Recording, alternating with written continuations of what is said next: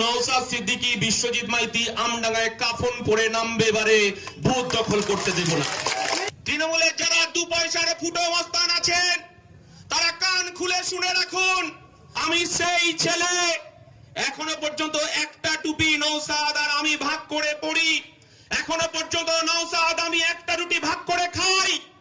আর আমডাঙ্গায় যদি তৃণমূলের নেতারা আপনারা মনে করেন যে অর্জুন সিংকে দিয়ে হিন্দু ভোট ভাগ করে আবার তৃণমূলটাকে জেতাবেন, শুনে রাখুন বাঘের বাচ্চাটা এখনো পর্যন্ত বসে লাইভ দেখছে আমডাঙ্গায়।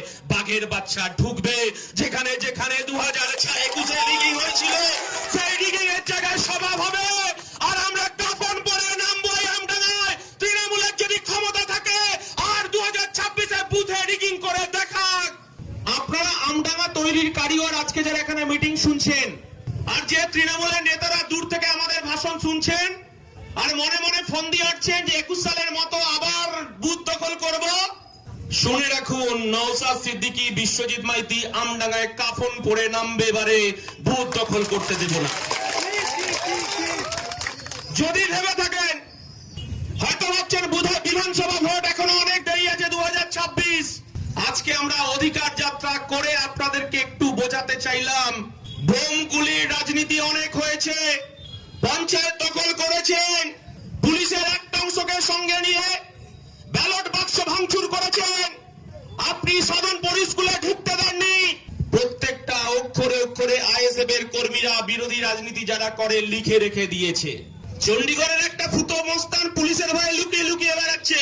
কে যেন আমাকে বলছিল আমডাঙ্গা থানায়ও নাকি এখনকার এমএলএ নাকি তিনি যেতে একটু ভয় পাচ্ছেন।